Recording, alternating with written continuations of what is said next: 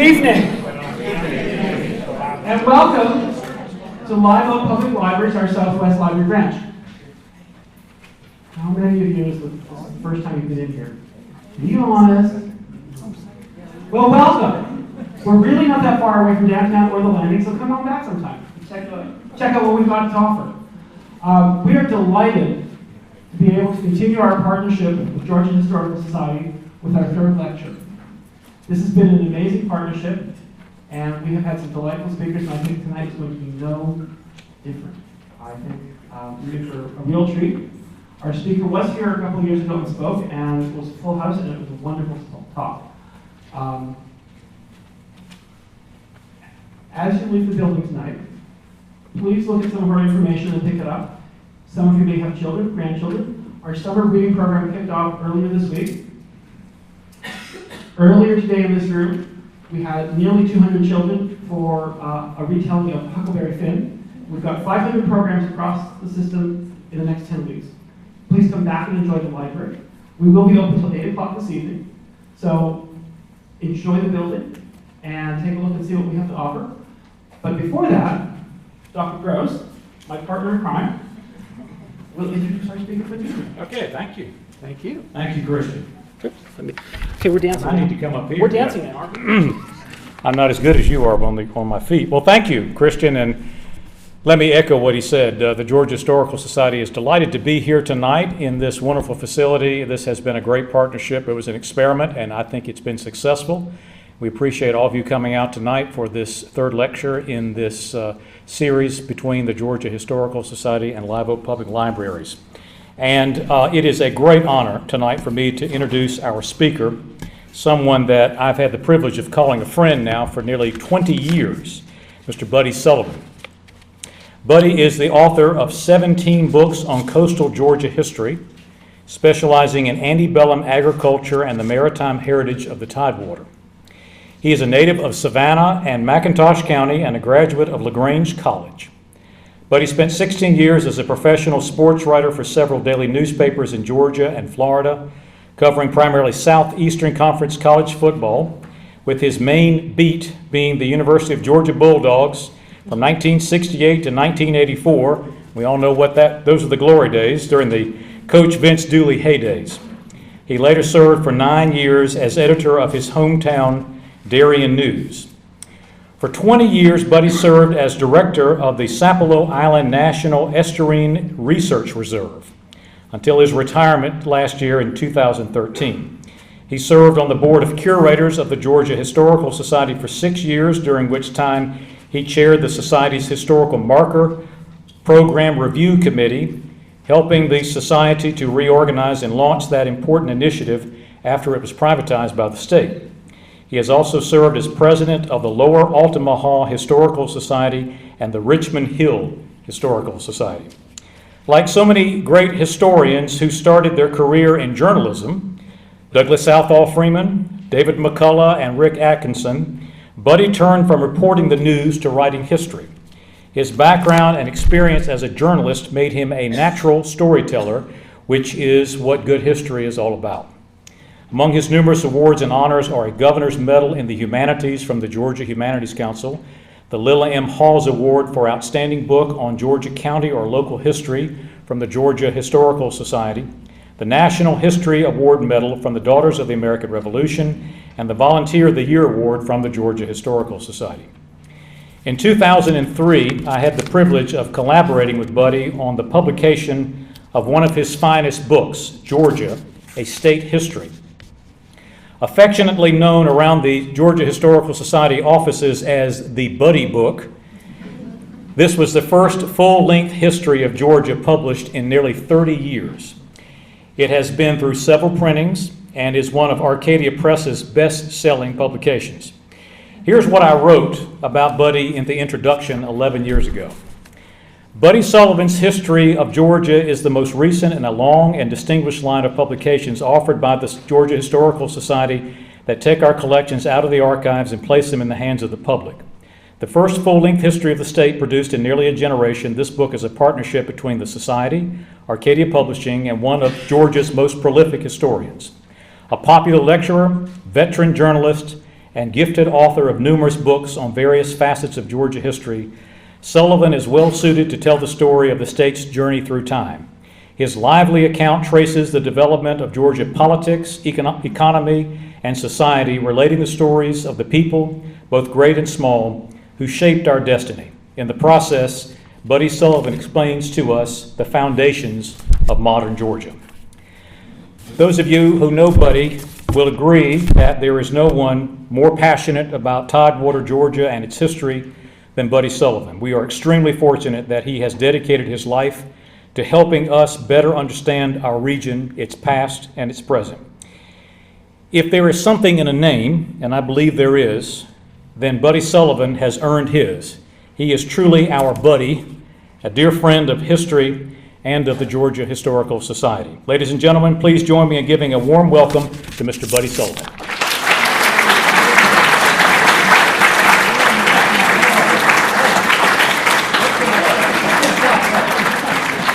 Wow, I just told Todd, I can't top that. What do I do for an encore after that introduction? I've got the pressure on me now. I better live up to all those accolades. Thank you so much, Todd. And I'll echo what Todd said. He and I have been colleagues and friends for a long, long time, and we've had a very rewarding professional relationship, as I have with the entire staff of the Georgia Historical Society. And this is an ongoing thing, and my friends and colleagues at Hodgson Hall have always been near and dear to my heart.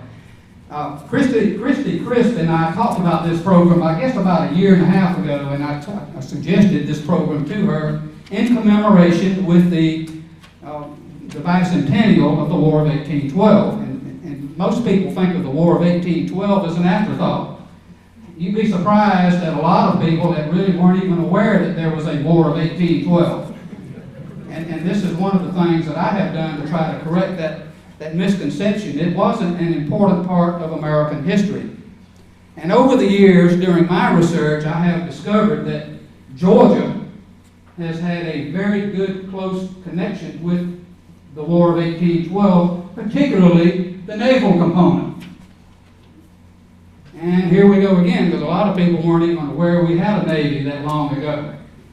I talk to people occasionally who are not as well versed in these types of things, and they think, well, the Navy might have started around World War I.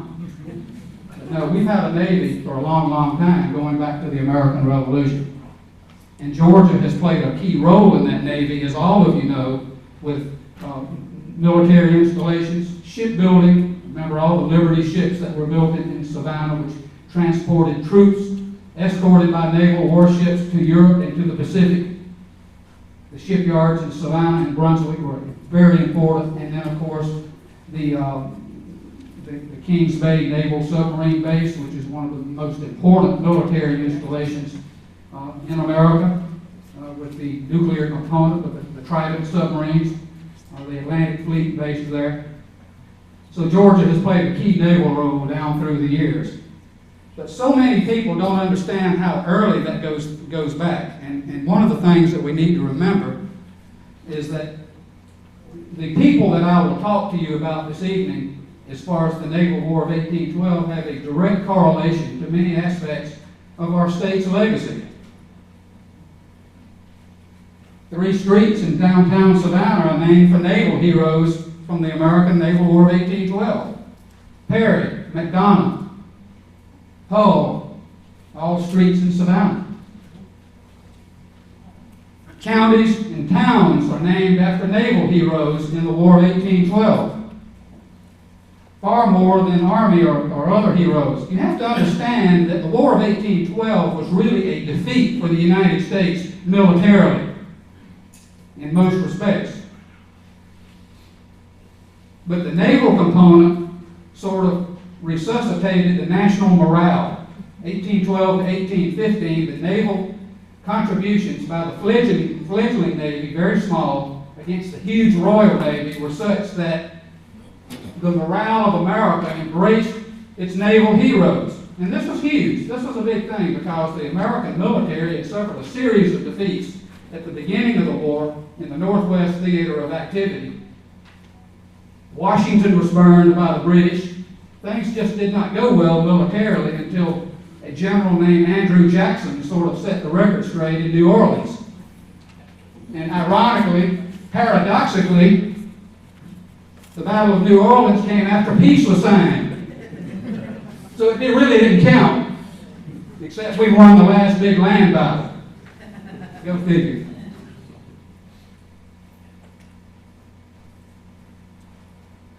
I look at the Navy, and I've done a lot of naval research over the years, and it seems to me that, we sometimes sort of sell our Navy short because they don't get quite the publicity that the Marines or the Army does. And there is a rich and enduring heritage in the United States Navy, and it goes so far back to the American Revolution. We have a Continental Navy. 13 fast frigates were built by the Continental Congress, all of which were either destroyed to prevent capture or were captured by the British. But I've always sort of looked back, and this is my opinion, that the origins of American sea power may be said to begin at Yorktown with a naval event in which the Americans had no participation whatsoever, and this was the Battle of the Virginia Capes. This was a defeat of the British fleet by the French fleet offshore of Yorktown, which sealed the fate of Lord Cornwallis's army at Yorktown, prevent the reinforcement and resupply of the British at Yorktown when the British fleet was driven off by the French. This was one of those really rare occasions when the French Navy actually set back the British Navy. Because as we all know, the British Navy owned the French for about, from about 1690 up to 1815. But the French Navy conducted itself very well during the years as an American ally in the Revolution, and the Battle of the Virginia Capes was critical to the outcome of the Revolution. It was the salient event which sealed the fate of Yorktown, and Yorktown was the salient event that led to the Peace of Paris 2 years later, in which American independence was guaranteed. After the Revolution, America decided to build a navy because of depredations by Barbary pirates in the Mediterranean Sea. Our merchant marine had no protection whatsoever, and Algiers, Tripoli, Morocco, Tunis were taking our merchant ships and enslaving the crews and selling them for ransom and stealing the cargoes, and so Congress decided to do something about it. Let's build some warships to defend our merchant marine. Well, you've got to have material to build ships. In those days, that meant wood. The British Navy had been built from thousands and thousands of live oak trees in England and from America. But now that America was independent, the source of live oak was no longer available to the British Navy, but it certainly was to a new American Navy. And the best source of live oak timber to build ships, particularly warships, was along the coastline of lower South Carolina and the coast of Georgia and northeast Florida. And a look at the map of the Georgia coast from Hilton Head down to about the St. Johns River will show you that the chain of islands along the coast back in the 1790s when the Navy was started, the chain of islands was a wonderful source of oak timber. And so shipyards, at the behest of the United States Congress, sent timber crews to the coast of Georgia to scout out and survey timber tracts, to lease timberlands from the island owners or the plantation owners or whatever. Because it was readily understood that Georgia live oak was both abundant and useful and the ideal hardwood with which to build the keels and the hulls of warships. A man named Joshua Humphreys of Philadelphia, the premier shipbuilder in America of his generation, recognized very early that southeastern live oak was the ideal timber to use to build ships. And Georgia was the primary locale to get that live oak timber. So he dispatched timber crews down to the coast of Georgia to look for trees just like this. Well, that doesn't look like you could build much out of that, does it? It's tough and durable and sturdy and certainly nice to look at, unusual. But you have to understand that ship design in those days was predicated upon the lower trunks and limbs of live oak trees because of the natural bending effects of the lower branches. They were ideal to build these sturdy interior hull timbers and beams and keels for warships. The first Secretary of the Navy, Benjamin Stoddard, echoed Humphrey's sentiments and laid out the rationale for timber cutting in coastal Georgia. And the government, the U.S. Navy Department, began to acquire lands along the coast specifically as timber reserves, so the Navy would have a steady supply of live oak timber for current and future shipbuilding. One of the first crews of Joshua Humphreys went to St. Simon's Island in early 1794 and scouted out St. Simon's and discovered that the island was comprised of several different owners who were quite amenable to leasing lands to the Navy Department for the cutting of timber. So Humphreys sent crews to St. Simon's and worked out plans with people like John Cooper at Cannon's Point on the north end of St. Simon's, and James Hamilton on the south end, James Spaulding on the south end of St. Simon's at what is now Retreat Plantation. All were contracted by the government and leased lands for the cutting of live oak timber.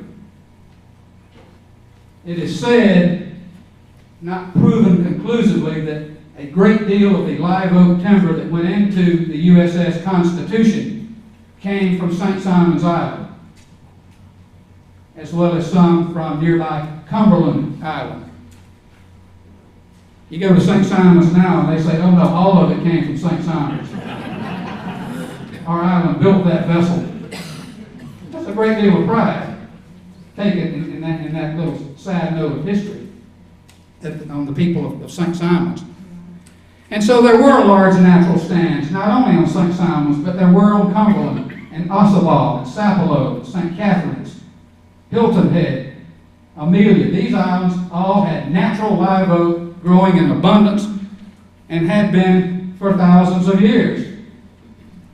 If you know anything about the ecology of coastal Georgia, you know that live oak, Quercus virginiana, is a native hardwood tree that grows prolifically on the southeastern coastline from roughly North Carolina all the way around to the coast of Texas. But it proliferates on the southeastern bight, the Georgia bight, where we are now. So the northern shipbuilders liked what they saw in coastal Georgia, and they scouted out timber on all the islands and made arrangements with the owners to cut timber, which they did in great amounts as time went along throughout the 1790s. And the first 6 warships of the United States Navy, frigates, a class of frigates, 4 of them of 44 guns and 2 of 36, later amended to 3 44s and 3 36s, were built out of Georgia live oak. President Washington named most of these ships himself. He suggested the names for these ships: the Constitution, the Constellation, the United States, the Congress, the Chesapeake. I don't think Washington named the Chesapeake. That came a little bit later. And the Chesapeake, as we'll discover in a few minutes, was the most ill-fated of the original 6 ships, as we shall see. Chesapeake was an unlucky vessel, which I'll get into in a few minutes. Oh, the 6th one was the President. Well, he could have named the ship after himself, but he didn't. Concomitantly, one of the first United States ships of the line, the USS Washington, which was actually built during the War of 1812, was named for the first president. And ships have been named for George Washington throughout our naval history, including one that's in service now, the USS George Washington, a a nuclear-powered aircraft carrier, one of the largest and most powerful ships in our current fleet. Benjamin Stoddard and the Navy Department also acquired lands along the coast, which they did not immediately cut timber for, but they wanted a backup. And one of those included Blackbeard Island. This is an aerial view of Blackbeard looking up towards some of the Maritime live oak forest on Blackbeard. Not a big island, 5,000 to 6,000 acres, but the Navy Department acquired Blackbeard Island in 1800 strictly for use as a timber reserve. And as time went along, live oak timber was actually cut on Blackbeard to build some of the later ships of the Navy after the War of 1812. Ship design in those days was such that you have to understand that warships, 18th and early 19th century warships, were the technological marvels of their time. There was nothing technologically that could approach a warship, a large warship particularly, in those days. They were extremely complicated, extremely intricate, and they had followed a design process since the days of the Spanish Armada, and had changed very little except in size and armament and strength, and a lot of that strength came from live oak timber. This is one of the braces that you would see early in the construction of a frigate or a ship of the line, made of live oak, sturdy, durable, tough. And as the building process went on, the live oak would form the frames of the hull, some of the decks, the keel, even some of the outer planking of the ships would be live oak, or in the case of some British ships, teak from India.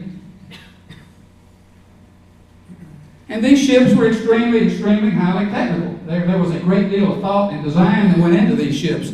Fortunately, we have a great deal of documentation that tells us about the history of the design of shipbuilding in the 18th and early 19th centuries. And these were ships that we've all seen pictures of them, the tall ships of the age of sail, fighting ships and merchant ships and yachts and that sort of thing. But these ships were designed for war. Heavy oak sides, frames of oak designed to withstand cannonballs. Very strong and very sturdy. It was difficult to sink one of these kinds of ships. These ships, especially the bigger ones built of live oak, the hulls, could take a pounding for hours and hours. In many of the battles of the French and British wars, of the Napoleonic era and the French Revolution, you would have actions like Trafalgar, where the ships would pound each other for several hours, and none of them would sink. Some did afterwards because they'd been so heavily damaged, but they could sit there and take a beating for hours and stay afloat. The durability of live oak is the primary reason for that. These ships were extremely sturdy. They were designed that way. So live oak crews came to Georgia and the lower South Carolina coast, cut timber. Live oak camps would be set up. This is an old engraving of a typical live oak camp, and people would, these crews would go from the shipbuilding yards at Philadelphia, Boston, New York, Norfolk, and come down to coastal Georgia and cut live oak. And they would, a typical live oak crew would encompass probably 18 to 25 men who would come down and camp, live on the island wherever they were cutting timber. They would frame out the hulls of the ships right there. And when they would frame out the hulls, they'd shape the lower limbs of the trees. They would cut the lower limbs and shape them with special tools. And then they would ship the frames by sections back up by barge up to the shipyards in the north.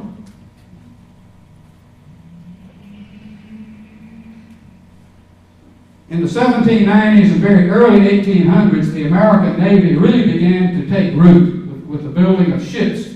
The government built ships, but also individual cities in America did subscriptions for warship construction. This is a view of the shipyard in Philadelphia, where the frigate Philadelphia was being built about 1798 or 99. And then, of course, the most famous of them all, the USS Constitution, built in Boston, launched in 1797, one of the first of the new frigates, the 44-gun frigates. And these 44-gun frigates were the top of the line technologically. You have to remember that Joshua Humphreys and his colleagues designed a ship that had to be superior to anything afloat in their class. America's first frigates were built to be sturdy, strong, heavily armed, and able to defeat any ship of their own size or even slightly larger of any other navy in the world. They were also designed by Humphreys to be fast enough to get away from anything that overpowered them, like a 74-gun ship of the line, for example. So the 44s and the 36s were strong, durable, heavily armed, and fast. This was the Humphreys design. They were the best warships in the world, these early warships of the Navy. They were incredibly complex, and they were scoffed at by the British Navy of the time. They said, oh, well, Americans don't know anything about building warships. They don't have a naval tradition or a tradition of warship building. That as events would prove, those sentiments would change. At the same time, we had a cadre of young officers beginning to come up, and Congress assigned a naval captain, usually a veteran of the Revolutionary War, to oversee the construction of each of the first 6 warships. So a captain went to each of the 6 shipyards, and then when that ship was completed, the ship would be commissioned, and that captain that oversaw its construction would take command. And so here's where the genesis of our American naval tradition, from the standpoint of officer personnel, came to the forefront. And these are people like Perry and Bainbridge and Lawrence and Hull and Preble, Barney, Barry, Dale. Dale and Barry and Barney were veterans of the Revolution and had saw extensive service. So had Preble. The others were younger. Perry, McDonough.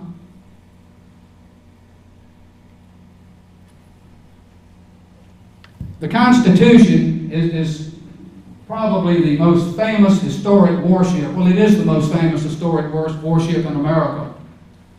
And perhaps next to HMS Victory in Portsmouth is the most famous preserved warship in the world. We did have naval actions against France in 1798 to 1801, a quasi-war as it was called, because it was never a formal declaration of war. America was fighting for trade rights in the Caribbean. American merchant ships were being preyed on by French and British ships. Cargoes were being taken. Sailors were being impressed. You know what I mean by impressment, particularly the British Navy. They think nothing of stopping an American merchant ship and saying, well, you know, you're a British subject, we're going to take you to our ship and you're going to serve in the British Navy. And this caused quite a bit of upset in America as the years went by, and was one of the leading causes of the War of 1812, because British naval ships were taking American sailors off of merchant ships to serve in the British Navy. The Constitution, of course, as we all know, is still a commissioned warship in the Navy, in good preservation in Boston at Charlestown Navy Yard. And many in the audience that I have talked to prior to the program tonight have indicated they have been to see Old Ironsides and visited the ship, as have I, and it's just an incredible feeling to walk those decks. And the immediate thing that you're struck by is how cramped and crowded it is. These ships are small. I mean, you know, to look at the beautiful painting, you think, well, this is the size of a battleship. No way. 175 feet long, Constitution and her sisters, by about 50 feet wide, And in the Constitution in the United States and President, the 44s would carry crews of about 450 men. Can you imagine 450 men living in those crowded conditions aboard a small amount of space such as that? They had to sleep in shifts. Of course, all the ships had watches. There was always a watch. So everybody would, sleep while somebody else was on duty. But they were extremely crowded.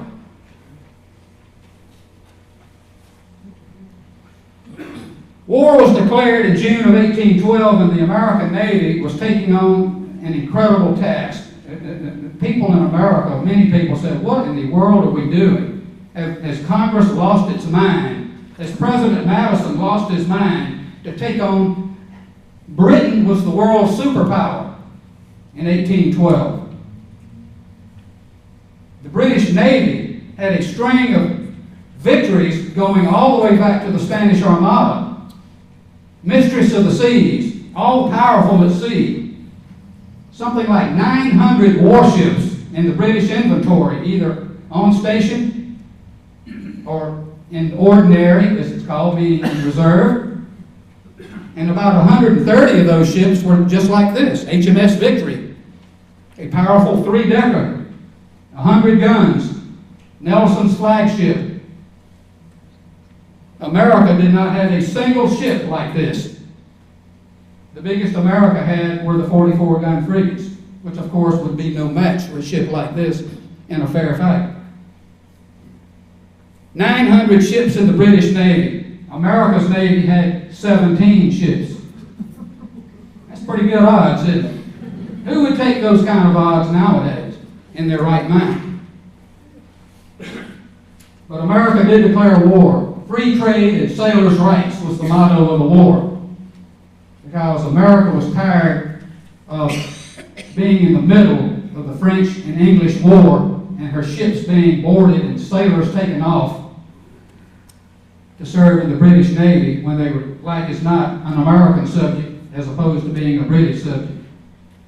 So the nation went to war in June of 1812, and a series of military defeats in the Northwest Territory. General Hull lost Detroit right at the outset of the war, huge military setback with others to follow. But it was the Navy that picked up the banner. Isaac Hull, Hull Street here in Savannah. Isaac Hull was a naval captain, one of the senior captains of the Navy at the time. He was in command of Constitution at the outset of the war. Constitution almost didn't make it. The ship was chased by a large British squadron off the New Jersey coastline right at the start of the war and was almost captured, except for skillful seamanship by Hull and his crew. And they escaped that almost captured situation and went on a separate cruise a couple of months later and met HMS Guerriere. This was one of the most famous naval battles in all of American history. No, it's not Midway, and it's not the Philippine Sea, and it's not Leyte Gulf, and it's not Mobile Bay or anything like that. This was a single ship action in which an American warship defeated a British warship in a close encounter. Theodore Roosevelt, who was a naval historian long before he became president, alluded to this battle as the emergence of the United States as a world power on the 19th of August, 1812, when Constitution defeated HMS Guerriere. This was a huge, huge morale victory. This was a pinprick in the side of the British Navy. Strategically, it meant nothing, but it was a moral victory for the American public, and an extremely important lift for the American Navy and the personnel of the Navy. A few months later, Stephen Decatur. Decatur was one of the up-and-coming officers of the Navy. Very successful, very talented, energetic, aggressive, a fighter. Decatur, Georgia is named for him, as is Decatur County in South Georgia. He was in command of USS United States. And in October of 1812, a couple of months after Constitution's victory over Guerriere, the United States met HMS Macedonian, another of the heralded British frigates, a cracked ship, freshly built. This sea fight was off the Azores in the Atlantic. Decatur fought a skillful battle. He had 24-pounder long guns, which had a greater range than the British ship's 18-pounder long guns. So Decatur chose his tactics and his strategy, and he stood off and fought a long-range battle. And you can see from the image the result. Macedonian lost over 100 men killed and wounded. The United States lost only 7 killed and 5 wounded. This was the disparity of that particular action, and the Guerriere Constitution had the same result. A significant American victory, and this again created consternation both in the American and the British public. Coming on the heels of the Guerriere's loss, the British press by this time was up in arms. So what's going on? This is not hurting us, but it certainly hurts our reputation. And there was claims of British neglect of gunnery, that they were not paying enough attention to gunnery drills and that sort of thing, because American maneuverability of their ships and the handling of the guns were vastly superior to the British in both of these first two actions. William Bainbridge, still in 1812. William Bainbridge, Bainbridge, Georgia, the seat of Decatur County, named for William Bainbridge. William Bainbridge was an unlucky man. Bainbridge was the only officer to that point in American naval history to actually lose 2 warships to an enemy. He lost a smaller vessel during the Quasi-War with France in the West Indies, and then in 1803 he lost a 44-gun frigate, Philadelphia, when it ran aground off Tripoli Harbor, and they could not save the ship, and Tripolitan gunboats were about to pound it to pieces, so Bainbridge had to lower his flag and surrender. That was a major warship. At that period of time, that would be tantamount to the United States losing an aircraft carrier in today's context. This was huge. Bainbridge was in command of Philadelphia when it was lost. Sidebar, the Tripolitans never got any use from the Philadelphia because Decatur volunteered to lead a raid to go into the harbor in the dark of night and destroy the Philadelphia, burn it, which he did with a chosen or a volunteer crew. On a small sloop they named the Intrepid. And Intrepid has been the legacy of many famous warships in American naval history. Stephen Decatur, that was his first appearance on the scene as a naval hero. Well, Bainbridge had the Constitution. He took over Constitution from Isaac Hull in Boston, and he was put in charge of a small squadron to go and attack British commerce in the Atlantic Ocean. The crew of the Constitution were not happy about that. They knew Bainbridge's unlucky reputation. Some of them refused to serve. So we want Hull to stay. Hull has already won a major victory. We don't want to serve under a guy that's already lost 2 ships. It's just not a good omen. Anyway, Bainbridge cajoled them and said, our luck will change, we're going to do good, this will be a successful cruise, and indeed it was. Off the coast of South America, at the end of December 1812, Constitution encountered HMS Java. This was the most evenly matched of the frigate battles of the War of 1812 because Java, while not mounting as heavy an armament as Constitution, nonetheless was a faster ship than Constitution and also had more guns than the Guerriere or the Macedonian had in the 2 earlier battles.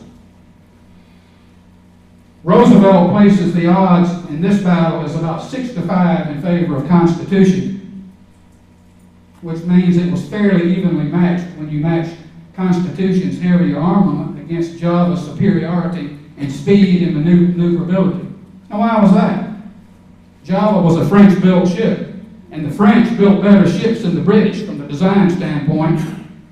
They never won many battles, but they built the best warships from the perspective of speed and maneuverability and handling.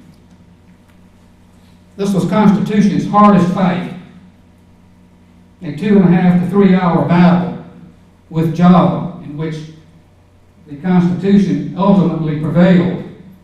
One naval historian some years later wrote, I think it was Commander Beach in his outstanding history of the Navy, he equated this battle as a struggle between Bainbridge's unlucky star and the lucky star of the ship itself. And the lucky star of the ship won out over Bainbridge's unlucky star, and Constitution was able to defeat Java, reduced her to a floating wreck after a hard battle, as you can see in the image. A third frigate battle had gone to the Americans. By now, the British Admiralty in London was in panic. What is going on? There were editorials in the London press bewailing the outcome because British ships were not accustomed to losing unless they faced just huge odds. British ships had won battles against far greater odds than those of the American frigates posed. A long tradition of that. And now you have 3 frigate battles in a row within the space of a few months in which the American Navy had prevailed. Here was laying the foundations of America's naval legacy in this naval war. There was another up-and-coming young man, James Lawrence, Lawrenceville, Georgia, in Gwinnett County, Atlanta suburb. James Lawrence, feisty, aggressive young naval officer. He defeated a British sloop of war in his vessel, the Hornet, off the coast of South America. Lawrence and the Hornet were part of Bainbridge's squadron. He went off on an independence cruise when the Constitution had to return to Boston for repairs, and he defeated the British Peacock in a one-sided battle. In fact, there were 5 head-to-head battles between American and British ships in the first few months of the war, and the Americans won them all. Well, Lawrence got a promotion as a result of his action with the Hornet, and he was given command of the Chesapeake in Boston Harbor once he returned to New England. And blockading Boston Harbor was this ship, HMS Shannon. Shannon was no Java or Macedonian or Guerriere. Shannon was the finest frigate in the British Navy. Philip Brooke, the commanding officer, Captain Brooke of Shannon, as opposed to his contemporaries, insisted on gunnery drills with live ammunition. Shannon was the best prepared frigate in the Royal Navy, blockading the entrance to the harbor. Brooke knew the Chesapeake was in there. He knew Lawrence's aggressive reputation, and he issued a challenge. He wanted a ship-to-ship duel. This was a duel of ships. This was an age when you still had a chivalrous attitude to war. You know, war was terrible, but there are also some of the niceties of war in which you could issue a challenge, and the recipient of that challenge was obligated to honor that, to uphold his reputation and honor. Brooke had an edge mentally. You talk about an unlucky ship. The Chesapeake was an unlucky ship. It had been fired upon and boarded by a British crew in 1807, and American sailors, American naval personnel had been removed from the Chesapeake, accused of being British subjects and deserters to the American Navy. And it was a terrible morale setback for America, and there was a great deal of controversy about it. And some of those sailors were eventually returned. But the Chesapeake had a stained reputation because of that. And Lawrence was put in command of, he had been in command of the Chesapeake 3 days when the challenge from Brooke came in, and so he immediately took his ship to sea. New captain, virtually a new crew, no time for any training or gunnery drills against the crack British frigate in the Royal Navy. Well, the outcome was a foregone conclusion. You can see the handwriting on the wall of this one. The string of British losses came to an end on June the 1st, 1813, and in a 15-minute bloody action, Shannon captured the Chesapeake, the first major warship to fall to the British Navy in the war. It was one of the bloodiest short actions in naval history when you consider a 15-minute battle and the number of casualties on both sides. Huge number of casualties considering it was such a short battle. And one of the casualties, of course, as history tells us, was Captain Lawrence of the Chesapeake, who was mortally wounded very early in the action. Brooke had a plan. Brooke stationed his sharpshooters in the rigging, in the fighting tops, and said, pick off the officers as we pass them by. After the first exchange of broadsides, aim for the officers on the quarterdeck. And so Lawrence and several of the other lieutenants went down right away. And the Chesapeake was unmanageable, and then was boarded by Brooke and the British crew, and it was captured. Another loss came along under somewhat different circumstances. David Porter was one of the captains of the Navy who gained command of the USS Essex, a 32-gun frigate. And the Essex is notable because it was the first American warship to enter the Pacific Ocean under wartime circumstances. And under Porter, the Essex went into the Pacific and captured, just put an end to the British whaling industry in the Pacific. And it upset the British so much that the British sent several warships to chase down Porter and put an end to his raids. And so the Essex was lost. Porter, perhaps, in his arrogance through the early string of American naval victories, said, well, I can take on 2 British ships at once and still win. Thinking that, well, we're undefeated and we're going to do well. We lost the Chesapeake, but everything else has gone well. And it was a bit of arrogance. He had no business fighting this battle in the harbor, Valparaiso Harbor in Chile. And the Essex was captured after a bloody battle, as you can see in this image, the second frigate to fall to the British. Perhaps the most famous and best known naval action of the War of 1812 wasn't even fought on the ocean, it was fought on the lakes. And this was, of course, the famous Battle of Lake Erie, in which an American fleet squadron under Commodore Perry, Oliver Hazard Perry, a young officer, who had built several warships from scratch out of the woods around Lake Erie, Presque Isle, to challenge British supremacy in the Northwest after the loss of Detroit. And it was incumbent upon the American forces to gain control of Lake Erie in order to put pressure on the British to get out of Detroit. Perry became a famous naval officer, one of the most famous of the war on the American side. Perry, Georgia, in Houston County. It's named for Oliver Hazard Perry.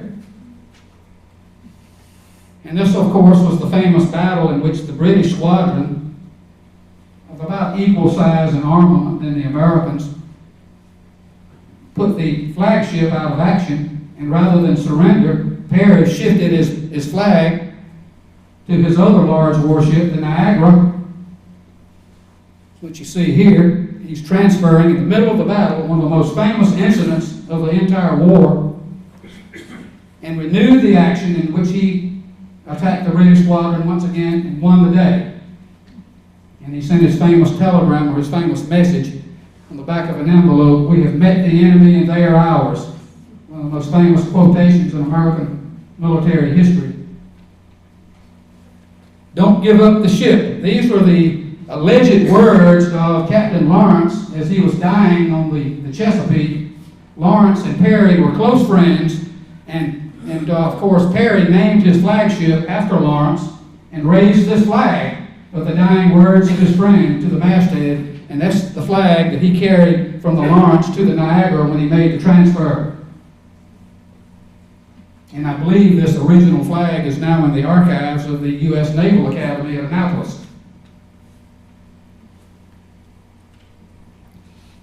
Thomas McDonough, a contemporary of Perry, a little older, had seen action in the Barbary Wars 10 years earlier, was also given a task of starting a fleet from scratch, this time at Lake Champlain.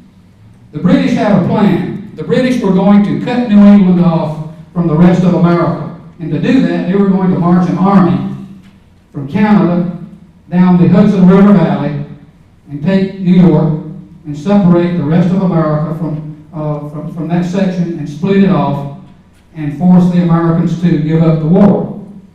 But to do that, they had to have naval control of Lake Champlain, because McDonough built a sizable fleet on Lake Champlain in a matter of months for some of the ships to challenge the British.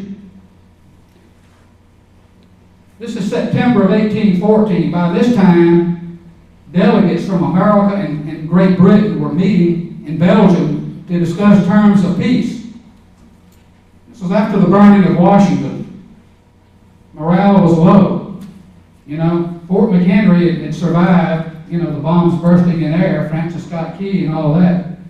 But American morale was down because the nation's capital had been partly destroyed, including some of the public buildings, the White House, and others.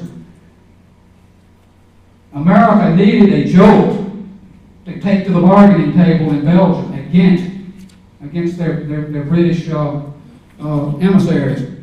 And McDonough provided that. Because almost a year to the day after Perry's victory on Lake Erie, McDonough defeated a British squadron on Lake Champlain, known as the Battle of Plattsburgh Bay, and captured another British frigate, a 37-gun frigate, the Confiance, and did not lose any of his ships, and saved the Northeast from British invasion, because McDonough's naval victory required the British to retreat back to Canada. They did not have control of the lake, therefore they could not send an army south of the lake for fear of being turned from their rear. So, Theodore Roosevelt and A.T. Mahan both attribute, particularly Mahan, attribute McDonough's victory at Lake Champlain as the most important military action of the War of 1812. It had consequences that perhaps saved a good chunk of America that might have been annexed by Britain, i.e. Canada, had that battle not been fought. News of McDonough's victory got back to Ghent, to the peace treaty, the peace discussions, and that really is what many historians think sort of turned the tide and enabled America to get out of the War of 1812 with its honor intact without having to surrender any territory. Thomas McDonough, Georgia, in Henry County, south of Atlanta, was named for him, as was McDonough Street in Savannah. Well, the war began to grind to a close. I'm almost done. Hang in there. A few more single ship battles were won by the Americans. William Blakely won a series of actions in the English Channel against two British warships. These were small ship, single ship battles in which he gained renown. Blakely, Georgia is named for him, in southwest Georgia. And the Constitution actually had time to get in a few final licks of her own. Ironically enough, even after the peace had been signed, peace was actually signed on Christmas Eve of 1814, but in those days you couldn't just send an email and say, well, the war's over. It took a couple of months to get a ship across the Atlantic with a signed treaty for Congress to ratify. So meanwhile, the battles kept going on, and one of those was fought by Old Ironsides, in which it met and defeated two smaller British frigates, the Cyane and the Levant, in a night action, one of those rare actions that occurred after dark, actually. And the Constitution's commander in this instance was Charles Stewart, who probably was the best single-ship tactician of all of the American naval officers during that time period. He handled Constitution with great skill and was able to defeat two British ships simultaneously and suffer very few losses of his own in the process.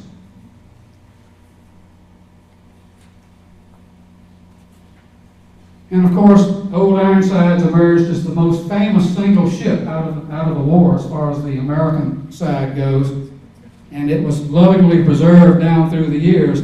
It came several times came close to going to the breaker's yard, as we know from our reading of history.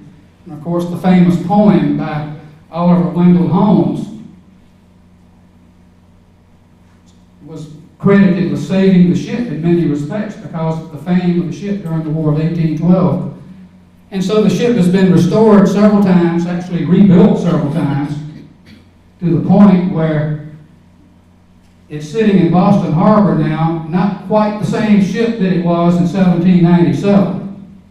When I was there on a visit to Charlestown Navy Yard several years ago, one of the naval personnel who was doing some interpretation for us on the ship, without any prompting from me or any question from me, made the comment that about 35% of the original live oak in Constitution is still there in the ship. And as we know, most of that live oak, if not all of it, came from coastal Georgia. So that attests to the durability. That's a great testimony to the durability of Georgia live oak for this particular ship.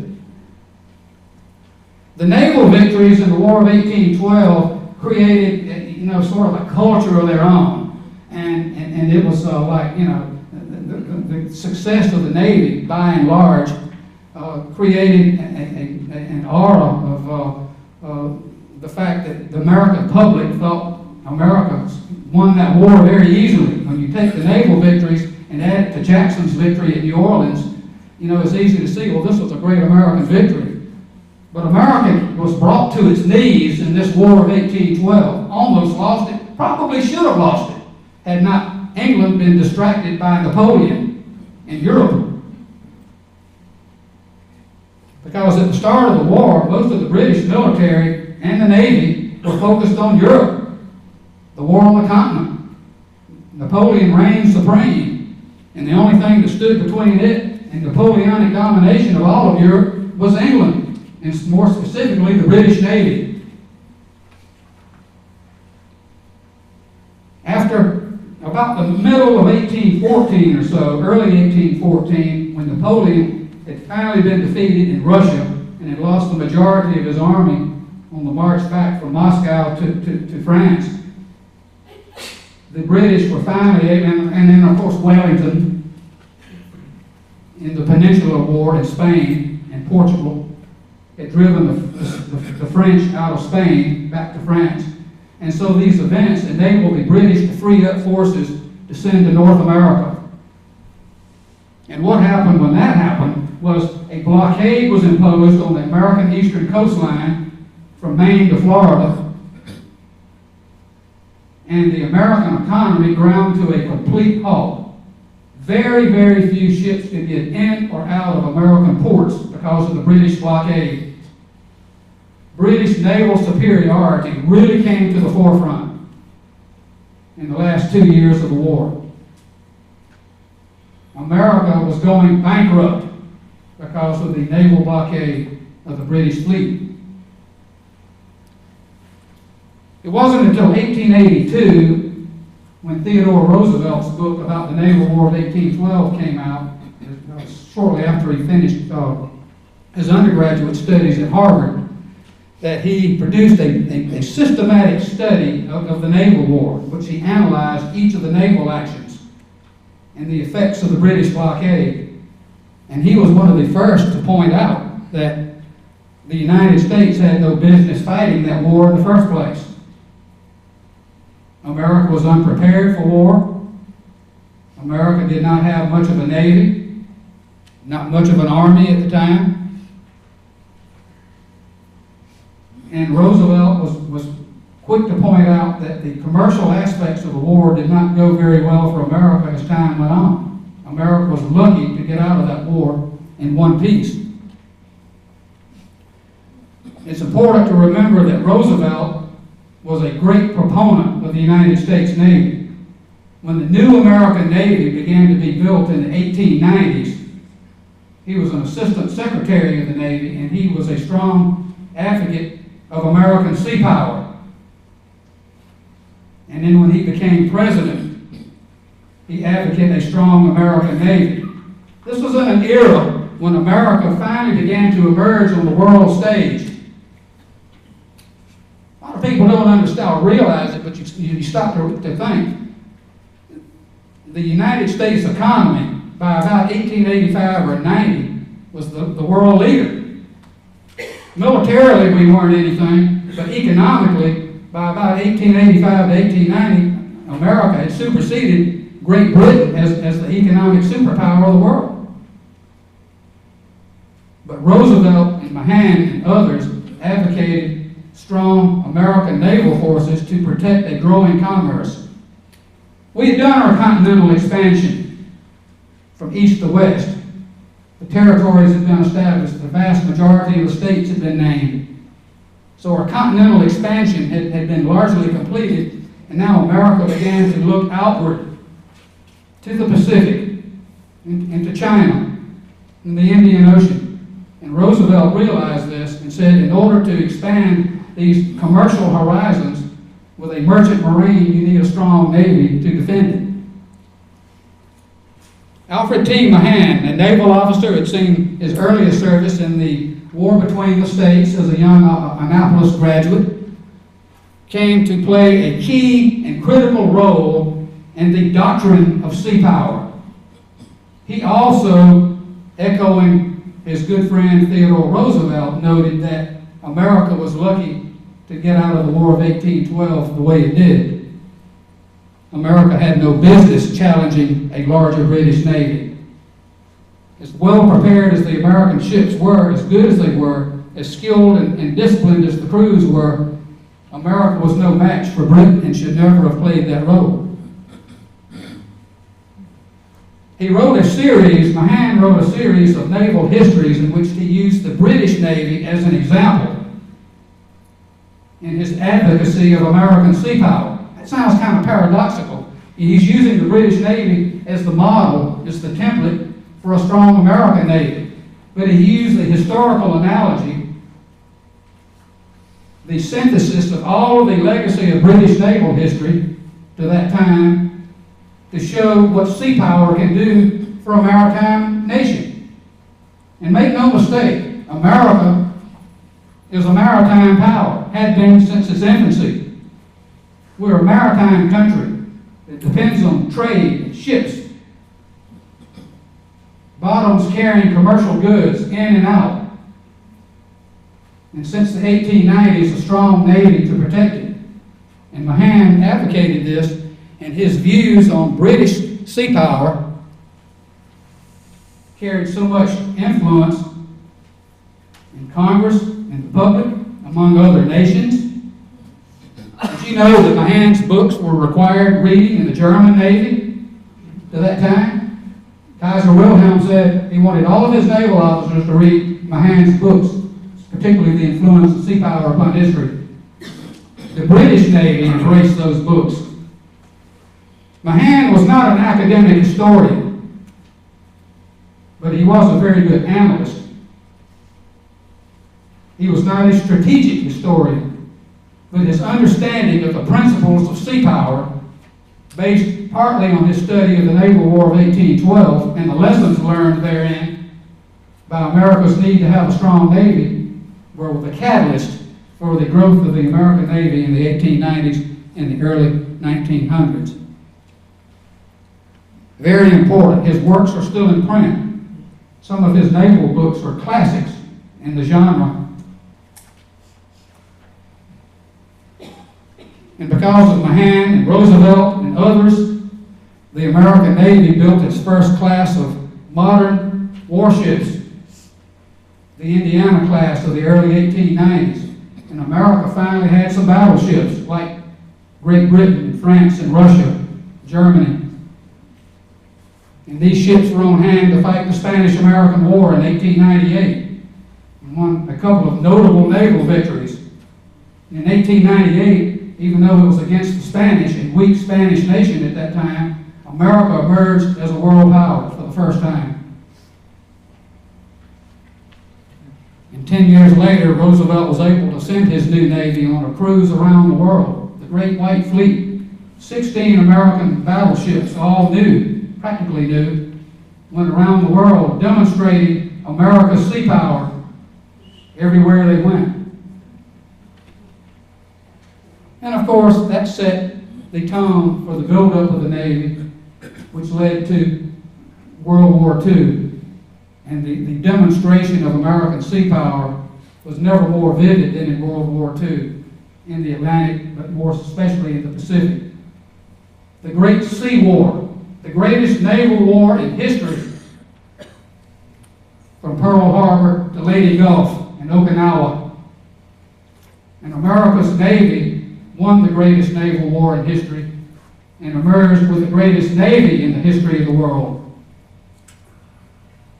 From the standpoint of size and composition and capability and competence.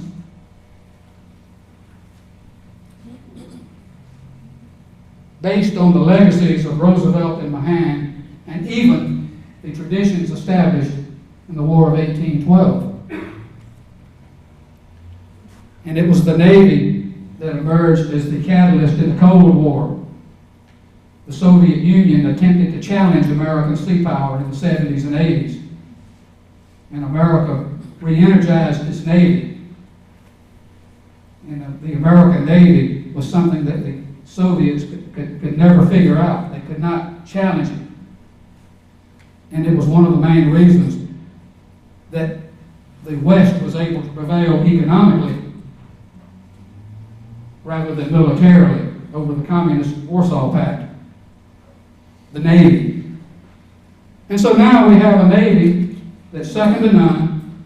Our Navy is 5 times stronger than the next 5 navies in the world combined, including the growing Chinese Navy, which everybody seems to be terrified of. If you watch TV and read the newspapers, my supposition is the Chinese are a lot more afraid of our Navy than ours is of them. For good reason. With our super carriers, our naval aviation, unsurpassed in the world. Our Navy is in all the oceans, and even though we have had a large reduction in the size of our fleet since 1991-92, we nonetheless are fully capable of taking care of our interests around the world. And make no mistake about it, the Army and the Marines, justifiably, with 2 wars in recent memory, have garnered most of the military headlines. They've made the sacrifices. They've spilled the blood. But the Navy is there for an important purpose, because with a weak Navy or no Navy, America would be in big trouble. We would be literally unprotected in any of the world's oceans, even on our own shores. So the Navy is there, quietly going about its business. I've been a member of the Navy League of the United States, Savannah chapter, for several years. And that organization is really one of the unsung heroes of our community, because it's the greatest advocate locally for the American Navy, Marines, Coast Guard, and Merchant Marine. And I urge those of you to be informed of the Navy League. They do dynamic stuff.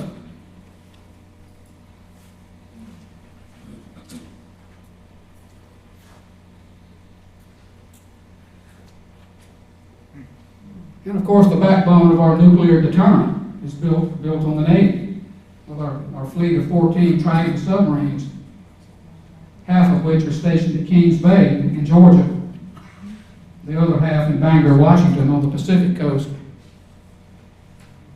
This is the USS Georgia ballistic missile submarine 729, now a guided missile submarine based at Kings Bay. Most powerful warships in the world. And I'll just close this out by just reminding you of the importance of the Navy and the legacies from the War of 1812 and how this has gone on to building up over 200 years and where we were then and where we are now. You know, it's been an incredible journey and an incredible adventure, and I'm pleased to be able to have researched it and present some of these facts to you. Okay? Thank you.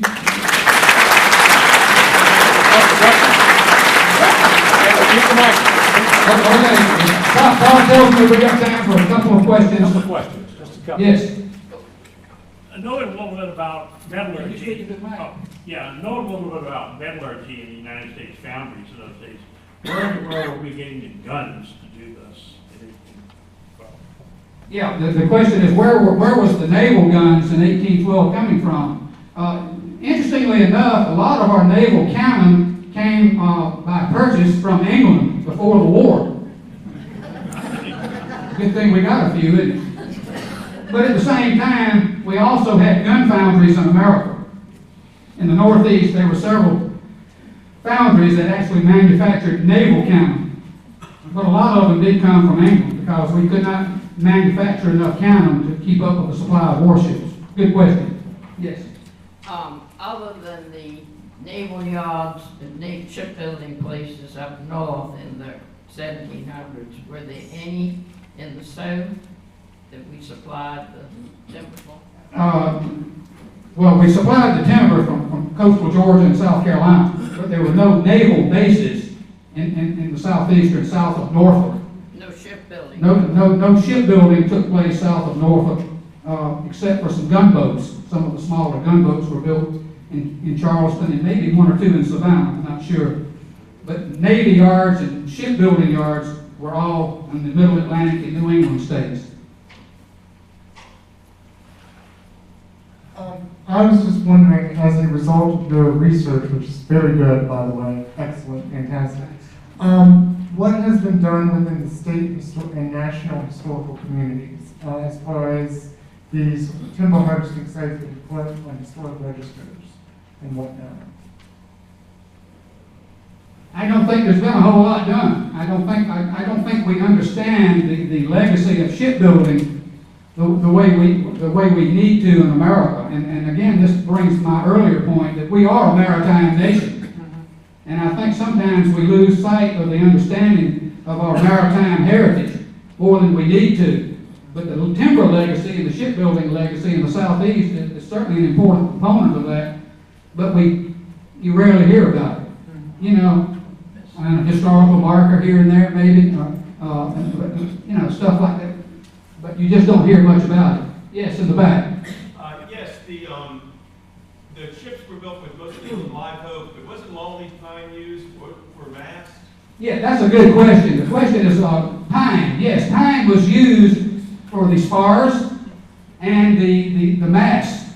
I have read some accounts that say some of the lower masts, the heavy, thick masts of the ships, were sometimes built out of what they call white oak. I don't know the real difference between white oak and live oak, but New England pine was a major component of the masts and rigging, the spars that held the sails and whatnot. Good. Pardon? You said New England pine? Yeah, New England pine, yeah. A lot of it came from New England. I don't think much came from the Southeast. It may have, but I don't think it did. Yes, sir. By the early 19th century, England had stripped all of their oak away. All the other combatants still had natural resources. Do you believe that England was pushed into steel and steam, or would they have come back at us in France to try to get back into the live oak business? I think that's a great question. You're right. Just by way of example, to build HMS Victory in 1765, I have read that it required the timber from 3,000 live oak trees. to build a ship like Old Ironsides would require about 1,800 live oak trees. So you can see why the English timber supply over the time would be greatly depleted, and it was. By the time of the Napoleonic Wars, Britain was depending on a lot of its live oak from Scandinavia. This is why the control of the Baltic Sea was so important to the British Navy, because they had to ensure a steady supply of naval construction materials from the Scandinavian area. So you're right. I also think your point about the British Navy evolving, probably the first Navy to do so, into iron ship construction was a reflection of the decline of live oak. They had to start designing ships, of more durable materials that didn't involve wood. And so in the 1850s, the British Navy went from steam and began constructing ships of iron. And they were the forerunners of that, the British and the French. We like to say, well, the Virginia and the Monitor were the first. Well, they were the first to fight a battle between iron ships, but the British were the first to actually build an iron warship. Good question. One more. Yeah, you made the comment about live oak in Sweden. Are you using live oak interchangeable with just oak? Well, and I'm not a tree expert. When I think of live oak, I'm thinking of Georgia live oak. I don't know, I'll be honest, I don't know about Swedish or Scandinavian live oak. There may be a different strain of oak. Yes, it can't be the same thing. And to expand on that, when they went into the forest, these islands looking for, to cut wood for their ships, they didn't necessarily take the whole tree out. They were looking for specific shapes of limbs and stuff. It was all based on a visual inspection, tree by tree by tree. And they would take 6 or 8 limbs out of the tree and move on to the That's right. That's right. And a lot of these islands were heavily depleted of live oak during pursuit of this process of building these warships. Good point. Let's give him another hand.